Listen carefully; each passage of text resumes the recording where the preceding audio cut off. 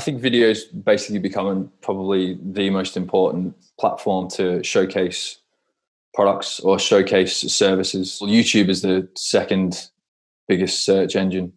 So if you're selling a product, chances are someone's going to go on YouTube and try and find a video of what that product looks like or how it works. But what you've got to realize is people come to our channel through search terms, but they stay for the personalities. So what is the difference between I'm going to give you the 10-minute view or I'm going to give another channel a 10-minute view, but I've searched for the same thing? It's going to be down to the personality.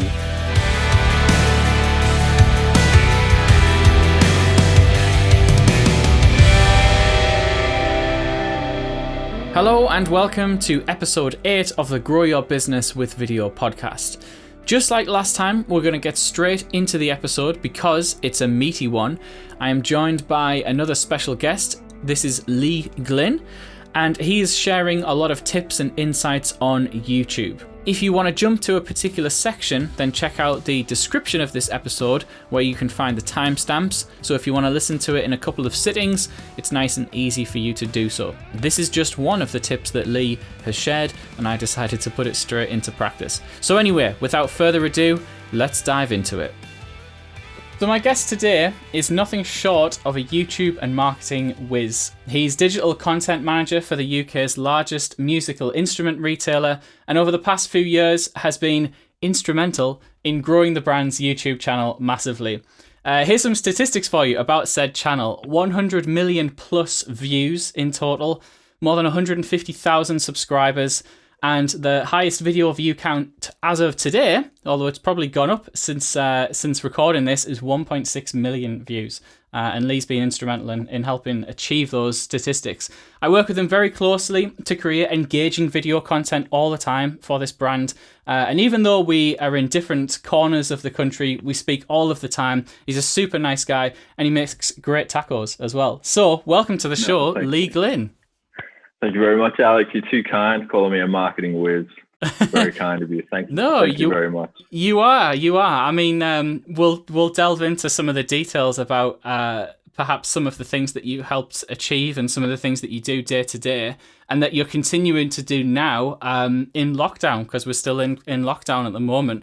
But first off, would you mind just telling the listeners a little bit about who you are and what you do and what you're all about? Sure. So obviously, as you said, I am the digital content manager for PMT. And so with that, I'm basically in charge of the blog and the YouTube strategy. Which involves coming up with how-to guides, best of lists, etc., like that, talking about content that the people in the music industry, in the music retail world, and shoppers looking for products that they want to read about, basically. So, that could be as simple as how to change a guitar string, or it could be the differences between tube and solid state amplifiers, or it could be keyboards, DJ, you name it. All that, anything in the music retail world that the company that I work for sells. So it sounds like this. Well, I say it sounds like. I mean, obviously, I know because I helped create this as well. But for the listeners' perspective, it sounds like there's quite a few different types of content that you that we create and that you think is obviously important in terms of like a marketing perspective. I think a lot of people struggle perhaps to get their heads at first around the idea of, like, if I want to sell stuff, ultimately, if that's the end goal, why should I be making content that doesn't necessarily sell it, like front and foremost, if that makes sense? Like, if you're making tutorial-y stuff, or maybe, buying guides is a bit more direct, I suppose. But what's your kind of take on making content that doesn't necessarily say, come here and buy this, but still leads people ultimately in that kind of direction? I understand. I suppose it's a good way to touch on that is to touch on kind of a little bit of my journey of how I ended up managing YouTube channels. So I first worked for another music retailer, Dawson's, and they had a YouTube channel which was doing quite well. It had a modest following, but it had an excellent under the excellent leadership of the managers there, and also we had an excellent product demonstrator with Lee Race. And we were talking about, so we were just reviewing products. That was all it was, just reviewing products. And then at that point, there was, after a little while, we were getting the views and we were doing well, but we weren't breaking that glass ceiling. We weren't moving to the next level. So there was a discussion between myself and Lee and a few of the team there about how about we start answering questions, most common questions that people were coming into stores and asking, or tips on how to get a better sound out of their guitar. So for someone who at that point had absolutely no experience with YouTube, I was like, right, let's do it. And luckily, in all the places that I've worked in, including this one, my bosses have been great, and they've just said, yeah, go for it. Let's just try any ideas. So the key thing we were doing there was there was never a super salesy angle. So I suppose the first thing that you want to do when you create a YouTube video is you want to establish that you're there to provide useful content, and you're there to provide value for people. And that doesn't matter what it is, what you're selling. It could be musical instruments. It could be dog shampoo. So basically, the way we get around it is there's never a hard sell in any of the videos that we do. There's never a hard sell. Of course, we do stuff where there might be sales or promotions, but we're talking about, if we're demonstrating something, we're demonstrating the value of that product, whether it's a guitar, a bass, a DJ, controller, and we're answering some common questions or showing people some hints and tips and tricks on how to use it a little bit better. So we're giving people a little bit more value than just, this is what this is, go and buy it. Because anyone can make that content. I suppose the key thing that you want to do when you create content on YouTube is you want to add value. Like, I spend a lot of my time, I'm a dad, I spend a lot of my time, well, not a lot of my time, I spend some of my time on YouTube finding out how to put a cot together because the instructions aren't right. So I want to go on YouTube and I'll find the instructions, and it'll add value because it's like, right, okay, this is how you do it. And there's never a hard sell. And that's the kind of content that I want to watch. So yeah. I suppose the big thing is, as long as you're adding value and you're adding something interesting, you're going to retain people's interest. And also you're going to encourage people to stick with your channel and watch more. There's something like 70% of all videos are watched because of the recommended feature on YouTube. So that's something we can touch on as well a little bit later. But you also want to join a conversation. If there's a conversation out there happening about AC/DC not touring or touring, and you're a massive fan of AC/DC and your channel's based on music, you could go out and you could create an AC/DC video or 5 things you didn't know about AC/DC, and then you'll join that conversation and therefore add value. And in that, you could be selling t-shirts, and you could be like, well, I've made this AC/DC t-shirt.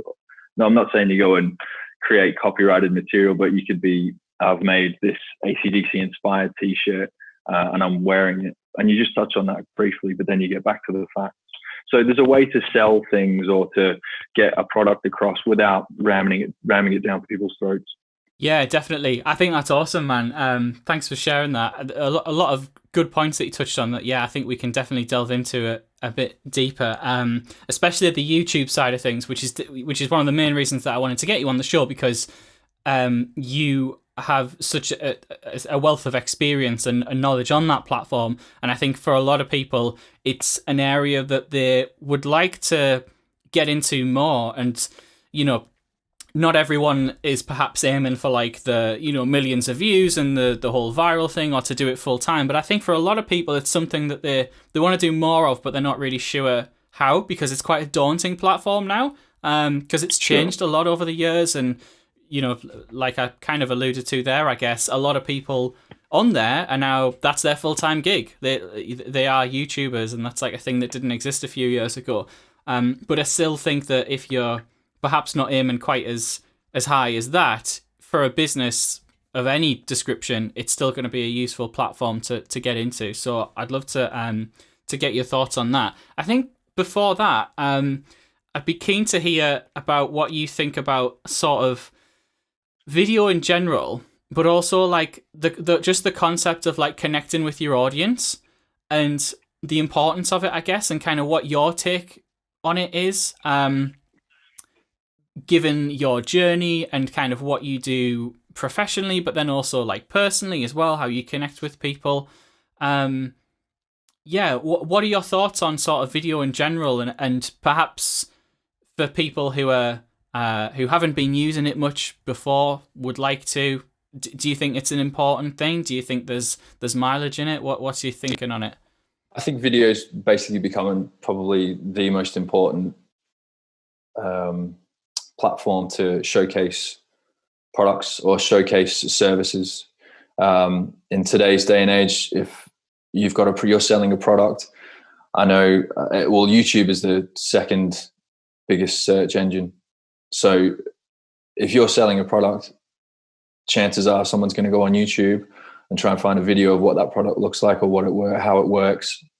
I think my advice to people who haven't started out on video yet is just do it. Just get going.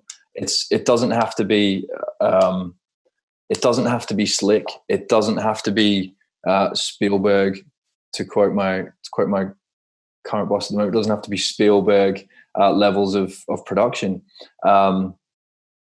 You just have to do it. Just get out there and do it and try things.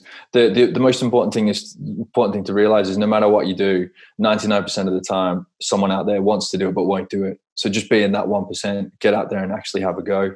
And if it doesn't work, that's fine. But just keep going. Don't stop trying. I suppose one of the key things is, as long as you're cutting down on it's rich coming from me saying this, but cutting down on the waffle and basically getting to the point.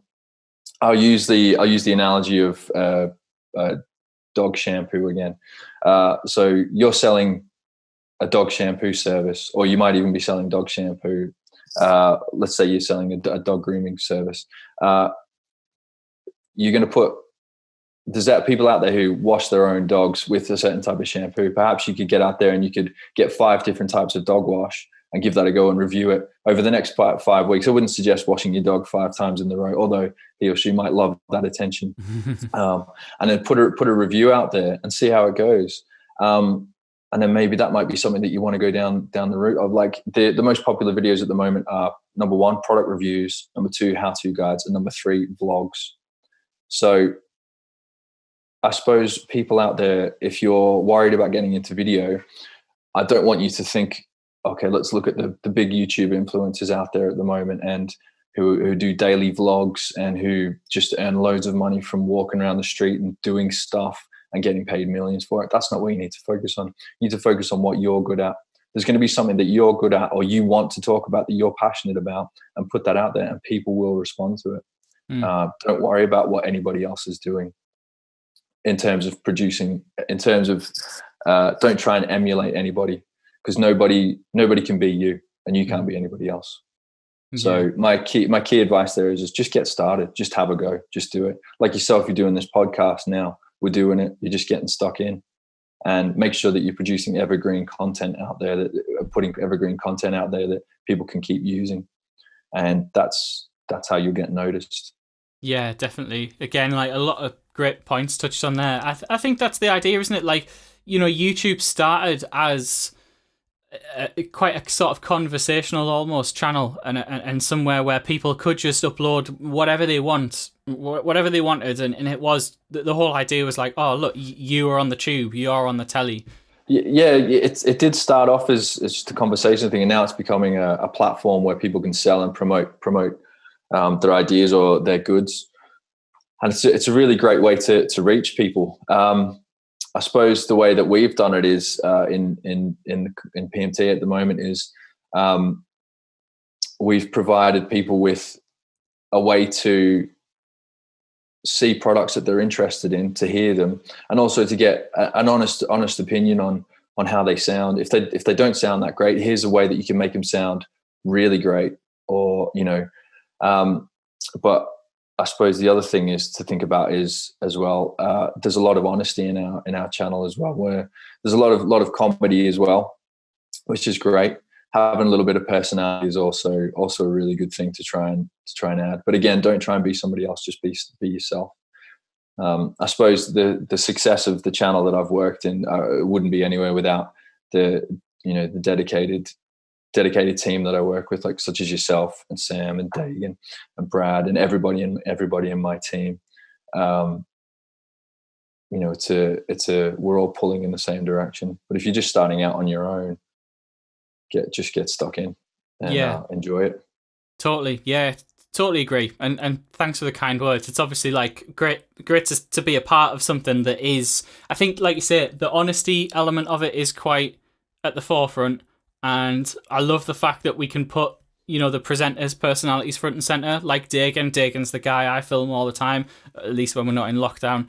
And it's been really interesting and great to see him kind of evolve over time as well, because obviously like our content has kind of evolved, and then his presenting style as well. And that's something that we've talked about a few times on the podcast already, about like the sort of having confidence on camera and being assigning your performance on camera as just that, as a performance, rather than just kind of something a bit more like a conversation you'd have with someone at the checkout. Like, that's not what we're going for. We're wanting something that's a bit more engaging and interesting for people. So it's, and that's like, as you say, that's something that very much is at the forefront of our channel, because we've got these personalities to kind of use, and ultimately it's a tool to use to separate yourself out from some of the other competition out there, isn't it? True. Yeah, true. I think this is why I'm lucky to work with such a fantastic team. And I definitely couldn't put myself in front of a video. I'm not a particularly interesting person, but I think you are. That's why you're on this podcast. Well, thank you very much. Thank you. But we've got a fantastic team, in front of the camera, behind the camera, and everybody in the marketing team and stuff who I work with as well. But I suppose one of the things that a lot of people think is, when they start a channel, they've got to be this wacky, zany person. No, I'm not a person who creates vlogs. I'm not a person who deals with vlog creation. I create like how-to guides and content that's kind of useful for people. I'm not saying vlogs aren't useful, but one of the key things that you need to differentiate between, I think, is a lot of the time YouTube is, well, you've got to think YouTube is a search engine. So if you're putting something out there, like this is a day in the life of Lee Glynn, nobody's worried about that. Nobody cares what I have to eat, okay, because I'm not a famous person. But if I'm creating a blog on top 5 tips on how to get noticed in YouTube, that's something people are going to search for. Because I'd say it's something like, I don't have the stats in front of me, but I know a massive proportion, probably 90%, maybe more, about the people that come to our channel through search, which is what I put so much effort into. If I create a video, or if I've got a list of videos that I want created, there's a lot of research goes into that. Now I've got top 5 tips for your listeners that will help. We can touch on later, which is what I'm all about, adding value to people. But what you've got to realize is, if you're going to put video on YouTube, by all means, just if you want to put yourself out there, this is how I drink coffee in the morning, go for it. Okay, by all means, go for it. But if you want to sell something, you want to add value. So a lot of what you've got to realize is, people come to our channel through search terms, but they stay for the personalities. So what is the difference between, I'm going to give you the 10-minute view, or I'm going to give another channel a 10-minute view, but I've searched for the same thing? It's going to be down to the personalities. And luckily I work with some great personalities, and all our videos look great. They've improved, but some of the top videos out there are videos just shot on phones. Like, we're currently creating videos on smartphones because the cameras these days are fantastic. But because we've highlighted what people are searching for, what people are interested in, and then they're staying for the likes of Dagan, we're great. Yeah. People. So, the other thing is to think about is, you want to join conversations. Again, I said 70% of YouTube videos are watched through because of the recommended channel. If you're interested in, give me a subject, Alex. Give me any subject. Okay, so we've Let's play a game. we've done dogs and we've done dogs. We've done music. AC/DC. All right. Yeah. Well, I mean, something I go on YouTube and watch all the time is like motorsporty stuff. So at the moment, I'm watching rallying. I'm watching like There you go. rally videos. Yeah. Okay, you're watching rally videos. So growing up in Perth in Australia, I used to go to the Perth Rally all the time. So I'm familiar with rally, right? Not It was jealous great. in the slightest. Getting covered in mud in the freezing cold at that time, it was great. There's nothing better. I always got a free jacket out of it because of my dad, which was nice. But Excellent. So you're interested in writing. You're interested in rally videos. Okay, let's say fast cars and rallies and dirt and stuff like that. All that. So yeah. all that stuff. So you want to join a conversation with rally. So basically, have a look on YouTube, type in rally or best rally highlights, and create your own rally highlights. See what's being recommended to you, and then join that conversation. So you could look at, let's do a scenario now. So we've got, let's go with Perth Rally. I don't even know if it's still going. I haven't been home in a while. Let's go with Perth Rally. Type in Perth Rally on YouTube. See what's being recommended to you, and then maybe you could put your top 5 Perth Rally wins of all time, and then you could join that conversation. Mm-hmm. And then that's how your channel's going to end up getting noticed. Yeah, I love that. It's something that like I haven't really. I don't know if I haven't really heard it said in that way about joining the conversation, but I really like it because it's more inclusive, and it's more just like real life, I guess, isn't it? You know, when we're speaking with other people, we're not just giving our own opinion. It's like a two-way street. So why, in a way, should like the communication that we do online with our businesses be any different, really? Like, why should it just be, I've got this stuff, or like, this is what I think of this? I think it's great to have that like inclusivity of joining the conversation, because then everyone's a winner, really, aren't they? Well, that's it. But it's important, and what you've got to think about as well. This was something that when I was first starting out in the world of YouTube, I never thought about. And then when I joined PMT, one of the directors there, who I'm lucky enough to work under, Carly Scott, she said, we need to start thinking about this and joining the conversation. So I went down a rabbit hole and had a look, and it's paid off for us because we not only create, I'm lucky enough to be allowed to help create product reviews, but we can talk about conversational stuff and join those conversations. Like there might be a conversation on 12-string guitars. There might be a conversation on worst amps out there. So we can join that. We can figure out how to join that conversation. And that kind of brings me on to, I suppose, keywords. If you wanted to go down that route, if you were going to start creating YouTube, but I don't know how geeky you want to get. Well, no, I think that this is something that, like, because personally, when I've seen keywords before, like YouTube keywords, and even when I've searched it, and you know, immediately you get like a million tutorials about the keywords you should be using and how to use them and stuff. Like, even to me, it's a bit like, ooh, this seems like a big topic that I'm not really sure about. I don't know how it works. So if you're happy to share some of your insights into it, I think that would be great. And with your top 5 tips as well, I don't know whether if we've naturally covered any of those as we've been discussing. We can come back to that. And what you can do is you can put timestamps in your video, which is a little tip for you, which we can talk about. Bonus tip, love it. Bonus tip. So basically, the best way to look at keywords is you need an understanding of your audience for a start. So we're looking at, say, for example, let's pick another subject. Here's another fun one. Let's pick another subject, Alex. I'll let you pick this one. Okay. What about like... Just to show that it's not scripted. And I'll just caveat this by saying this is not something I searched for. I don't know why it's appeared in my head. But what about like makeup tutorials? Because there's a lot of that on YouTube, isn't there? Like makeup and there's so many makeup tutorials. And as you can tell, I watch a lot.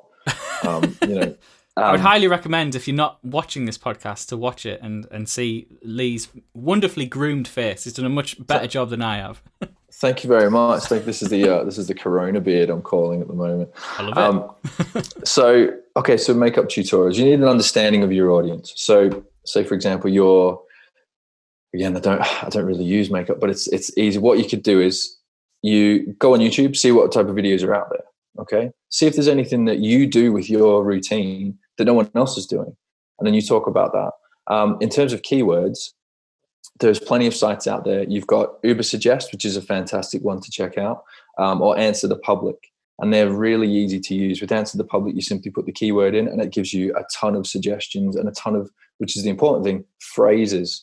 So, for example, you could put makeup tutorials in Ubersuggest and it comes up with how to apply mascara, or how to apply lipstick, or anything like that. And then what you want to do is you want to create a video, pick a subject. Let's say it's how to apply mascara. Okay, that stuff freaks me out. My wife puts it on. Same. It makes my eyes itch. I don't know how. I've had it done to me a couple of times when I was in like as an extra in some things, and it just made me cry. The application process to me just looks like a horror film. Like, getting it in there in your eye, but something coming at your eye like that. I can't do it. So we digress. So look at the keywords that Ubersuggest are throwing at you, or the likes of Answer the Public, or set up an AdWords account and you've got access to the keyword planner. That's really important. And then what you want to do is, if you're creating a video on how to apply mascara, in the keywords you add how to apply mascara, and then you put mascara tutorial or mascara application, and you throw as many different phrases to do with that subject in it that you can. And it's very easy to do. So again, like I said, how to apply mascara, put a comma in or press enter, and that'll put that phrase in. And what will happen is you've got 500 characters to work with. That means you've got 500 characters to use to try and get people to look at your video. Mm-hmm. And then, or 5 things. And then what you could do is, once you're in that video, you could put in the title, 5 things you didn't know about applying mascara. So people are going to look at it and go, oh, do you know what? I didn't know how to do it that way. Again, I don't know how to apply mascara. I don't know if there are 5 different ways I'm doing it, but we're willing to learn. So we're willing to learn. Is this how does this work then with like the title of the video and the thumbnail as well? Because they're things that I've seen that people seem to be to place a lot of emphasis on. Is it important to kind of balance the two, or is like one weighted more than the other, or how does it work? So you've got 3 things to work with here. You've got the thumbnail, you've got the title, and you've got the description. Now with the description, the first line, you've got maybe a line and a half, maybe even less, depending on what browser you're looking at. Sorry, not browser, what you're looking on your phone or you're looking on a desktop. With the thumbnail, I look at it as in like, you see the image, you're like, okay, that looks interesting. That's already caught my image. And then what you do is you add some content in that image to give people an idea of what the video is about. So let's change subject to something that I know about here. Let's talk about like beard grooming. Okay. So you've got a guy with a big beard and he's curling his mustache, right? Like this, right? Mm-hmm. So I need some mustache wax, right? So there might be an image and he's got a guy with a beard with an image and he's holding mustache wax, and there might be like a big X through the image going, don't do this. And that could be your image. So it's like, don't do this. Okay, well, that's interesting. Then I'll look at the title and then it could say top 5 grooming tips for beards, or don't do this when you're grooming your beard. Now notice both times I said they're grooming your beard. They're the keywords that you want to get in. And then in the description, in the first line, you want to also get those keywords in. So if it's about grooming your beard, you want to get in the description, this is the best way to add mustache wax when you are grooming your beard. So you've got two ways of the search engine finding your video through the content that you've written, so in the title and the description, but the thumbnail is basically to capture people's attention. So if you can, use Photoshop, or there's a great free Photoshop alternative called GIMP. You give that a go, have a look. It's easy to use, and just have a go at creating some YouTube thumbnails. They are very important. I think if you're going to click on quite a slick quite a slick thumbnail rather than someone that's been taking a photo with a microwave. It's not. It's not gonna work. Totally. I love I love them for it. I've always been saying toaster or potato. I haven't had microwave before. Well, there you go. I like that one. There you go. Yeah, that's it. Yeah, it definitely seems like it's not so much a balancing act. I guess so. It's kind of like you say, it's like a 3-part checklist, isn't it? You want to be ticking all 3 boxes of like the title, the description, which includes the keywords, and the thumbnail. I've certainly seen. I suppose everyone's going to be different, but I think most people would say that if they saw a thumbnail which made the video look cheap, rushed, low quality, cobbled together, or whatever it is, obviously it's going to make them less inclined to click through and find out, because it's representative of the final thing. I mean, for sure, I've seen videos where they haven't had like amazing thumbnails or whatever, or maybe they've literally just taken a still from the video and it looks great, but it's definitely the ones that have captured my sense of intrigue, which has ultimately led me to click through and to find out. And I think that there's definitely the trend these days does seem to be that thing of like quantifying what's in the video. So if it like having that kind of listy approach, so like you say 5 things that X, Y, Z, because then people know, okay, he's only going to cover 5 things. I can see that the video is 10 minutes long. That is I am willing to dedicate 10 minutes of my time to watch that. Which I think is quite important. And then the sort of, I wouldn't say clickbaity, but like if you go too far with it, it can be clickbaity. But ultimately, you're just capturing people's curiosity, aren't you? That's the it's important. It's important, exactly. And you mentioned clickbait there. It's important not to lie in your thumbnail, because once you get into, we won't get into it now, but once you start looking at the analytics, there might be like a watch rate. It might be only 10 seconds long. It might be 30 seconds, and then everybody's leaving your video because you've lied in the thumbnail. And then basically what will happen is, because you've lied and people are bouncing off your video, YouTube goes, right, that's it, you're done. We're taking that video. One thing I would touch on as well is get as much, like you mentioned there, like talking about things in the video, use timestamps, get as much content as you can into the description as well. That's a key tip for you.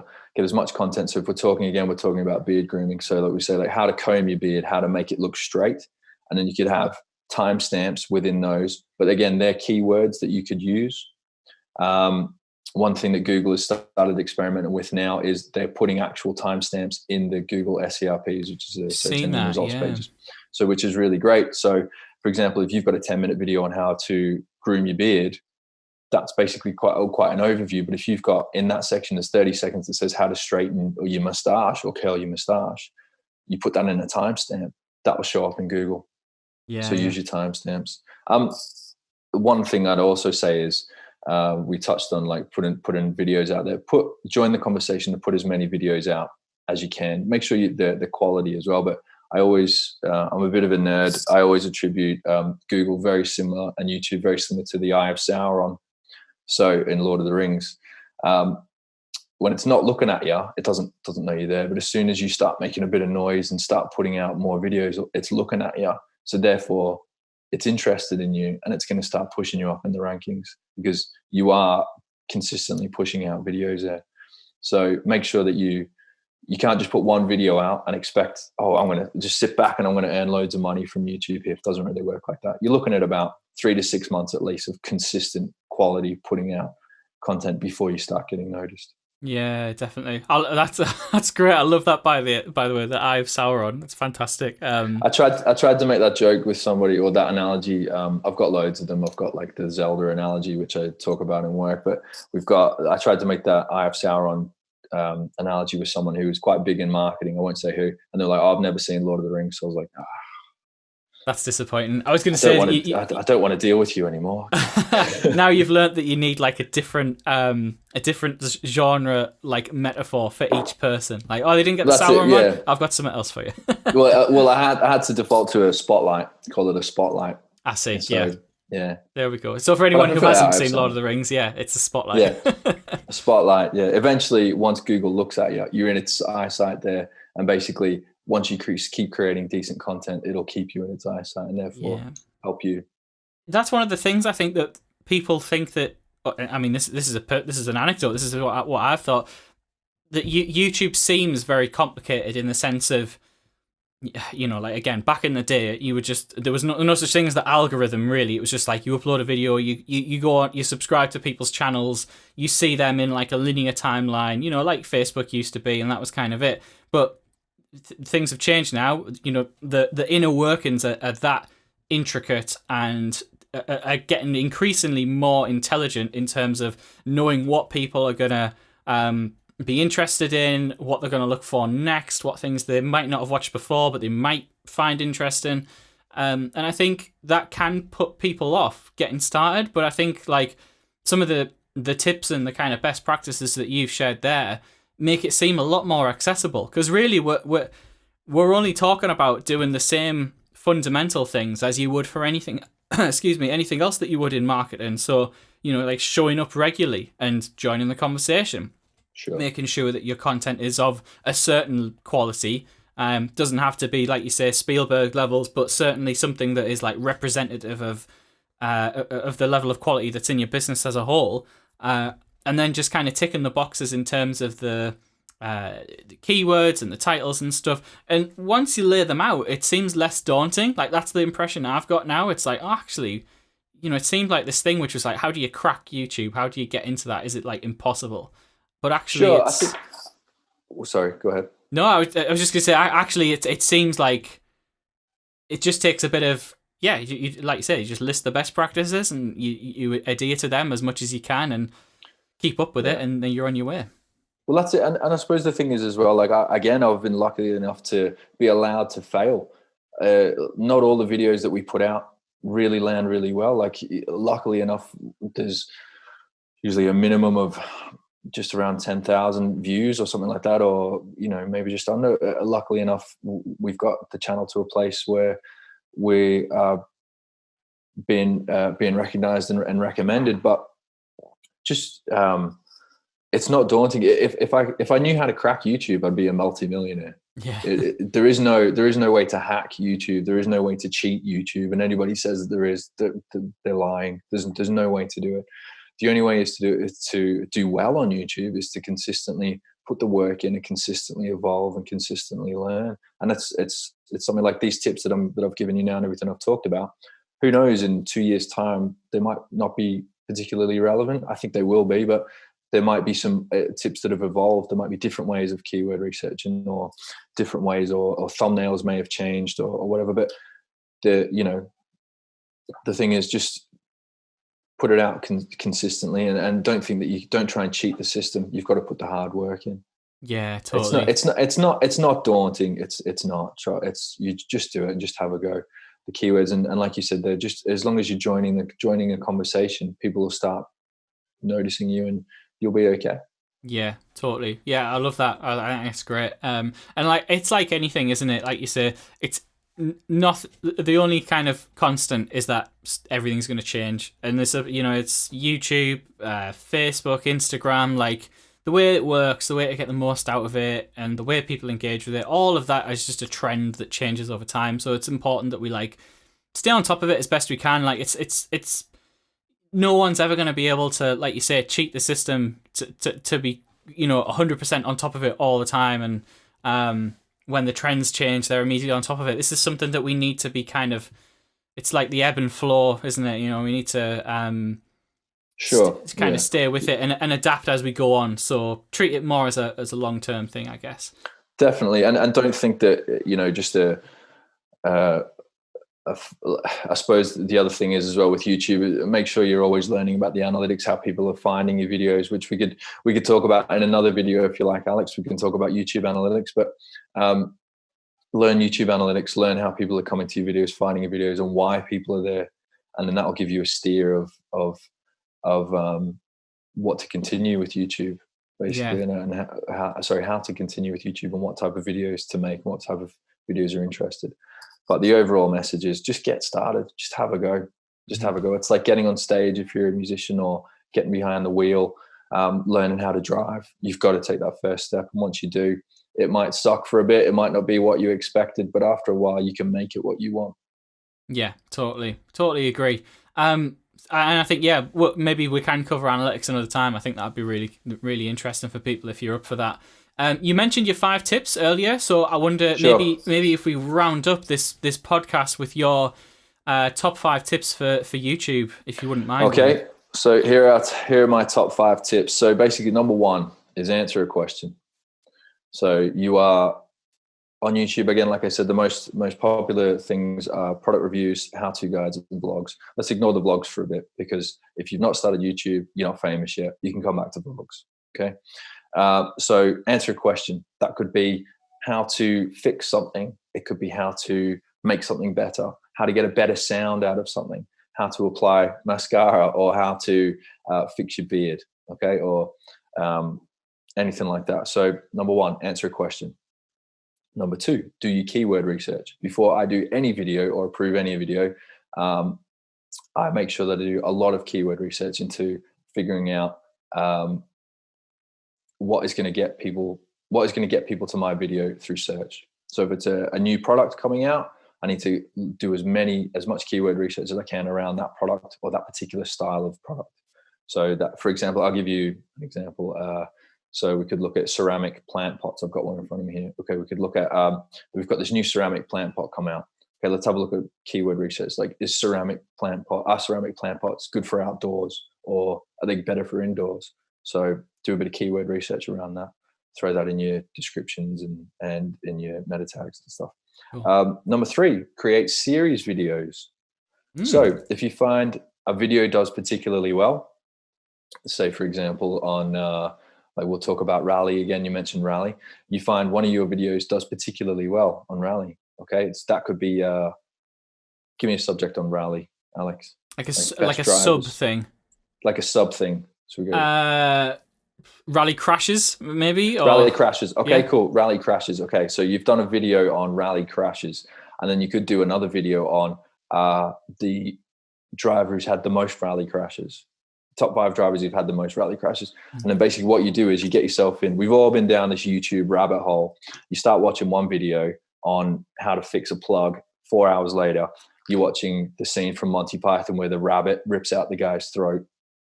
And you don't know how you got there, but you got there because of recommended videos. Somehow that's connected somehow. So you do a YouTube video on rally crashes. You could do another video on the top five drivers who've crashed the most. Okay. And then you link to that video in the description and in the end screen. And 9 times out of 10, YouTube will recommend that video to people. But basically because they've watched your video, you've created a series. So that's tip number 3. Tip number 4, after you've put the videos out, analyze what part of your video has done particularly well. Now you can go into the YouTube analytics. Again, we can talk about this on another video, but you can go into YouTube analytics and you can see what part of your video has been watched the most. So say, for example, you've got a 3-minute video, but somewhere in the 2-minute, 3-minute mark, there's like that part of the video gets watched the most. You'll see like an upwards point in the graph. That part gets watched the most. And that might be, say, for example, in the rally crash, you may have mentioned something about tires or a steering wheel or something like that. So people keep watching that. There's like an idea for a snippet of, oh, well, okay, they keep watching this part about tires. Maybe I should do a video on tires. You could look at that. Cool, so so analyze what part of the video is working. And obviously, if they're dropping off after 20 seconds, maybe your intro is too long, maybe you're too boring. You know, I don't mean any offense by that, but it's, again, the video isn't about you. It's about the subject. Totally. And finally, number 5 is don't get disheartened. Keep putting content out there. Keep learning. Keep trying. And it's not like you're going to throw one video out there and all of a sudden you're going to be a millionaire. Like, I've been in this game for a few years, and luckily with the fantastic team that I've got and the fantastic mentors that I've had who I work underneath and work underneath now, they've given me the opportunity to basically grow the channel. However, I work hard at growing the channel with people like yourselves. Doesn't mean every video hits. Doesn't mean every video does well. But there will be some of those videos out there. Like you said, some of the top videos I've got millions of views or close to 2 million views. Sometimes they work, sometimes they don't. Don't get disheartened. Just get stuck in and give it a go. Yeah, love it. Love those tips, Lee. And I think that last one is particularly good because I've certainly seen that as well. Like with our channel on PMT, but also with plenty of other people as well who, you know, maybe you've stumbled on their channel, you've been following them for a little bit, and you've seen like their most popular videos. But then, you know, you go on their channel, you have a look at the back catalogue, as it were, and you actually discover that Yeah, like you said, not every video hits. It's up and down all the time. There's very few people who it's always just massive, popularity all the time. But I think that like a lot of people default to comparing themselves to that. But we shouldn't. You should never compare yourself to anybody in anything. You should compare yourself to you yesterday. Yeah. Did you do better than you yesterday? To quote somebody who I particularly enjoy reading. Compare yourself compared to you yesterday. Don't compare yourself to anybody else, because they're on their own journey. You're on yours. Yeah, totally. Little bonus tip for you, Alex. I hope you're going to put the timestamps in your YouTube video on this. I've made a note too. I definitely will. Yeah. There you go. Well, I hope that's helped. No, totally, mate. I think there's heaps of really interesting and useful information for people there. And I hope that we've debunked some of these myths and perhaps the ways that people get quite apprehensive to starting YouTube and to getting on there. I mean, I certainly feel a bit more ready to put a bit more effort into it, because I know that it, like you say, maybe it won't pay off straight away. But it's like anything else. You won't. Very few things that you see immediate results. It takes exactly. It's like going to the gym for 2 days and thinking you're going to have a 6-pack. Exactly. Like yeah, totally. No, I think there's heaps in there, mate. Thank you very much indeed for your time. Where can people go to with regards anything with keeping in touch with you and the channel and stuff like that? Where would you direct people? So at the moment, I don't have any personal channels or anything like that, but if you want to see the type of stuff that we put out, PMTV UK on YouTube is I kind of help guide the ship there, whereas you guys do all the hard work, but I help guide the ship there. Yeah. So if you want to look at that's kind of get an idea of the type of content that we put out and the kind of content that I oversee. But yeah, that's that. Yeah. Excellent, yeah. And I would definitely not say that we're the only ones who do the hard work, for sure. I mean, and you've helped demonstrate that today in this conversation. Your part of your role is to do everything beyond the actual video, I guess, which is a massively important part. It's as important as making the content itself, making it work on a platform like YouTube. So, and I think testament to that is to bring things full circle is some of them statistics I shared earlier. Some of the way that you've helped to grow the channel and to get more eyes on our stuff and to entertain people and help them out with problems that they're having is it's mint. It's great. It's like it's all about adding value. Exactly. That's basically what it comes down to. Yeah, fantastic. Yeah. Awesome. Thank you so much for your time, Lee. This has been excellent. I hope people have found it useful. I'm sure they will have done. And yeah, it would be wonderful to have you on the show again sometime and maybe delve into some analytics or whatever else we decide to talk about. Sure. Maybe no by problem. Then we'll be into our makeup tutorials and stuff. Who knows? Maybe. I think I might go and start one. Yeah. I'm kind of intrigued now. That's it. How to survive putting mascara on. Exactly. Yeah. There must be something out there. And if not, then maybe we should create it. There you go. Yeah, there's our niche. Yeah, exactly. Oh, God. Yeah. Excellent. Thanks so much, Lee. I'll speak to you next time. No worries, Alex. We really hope you enjoyed this episode of the Grow Your Business with Video podcast and that you're ready to take another step towards creating truly effective video. Don't forget to subscribe to the show wherever you get your podcasts so you never miss an episode. And leave us a review so that we can help even more people. For everything else, you can find us at artifactmedia.co.uk. Thanks for listening. See you next time.